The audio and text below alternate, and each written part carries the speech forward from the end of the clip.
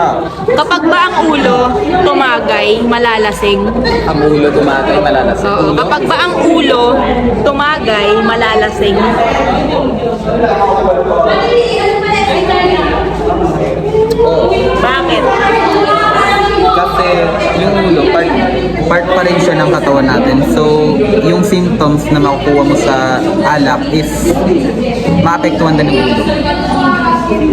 Alam mo ba yung tamang sagot? Headshot.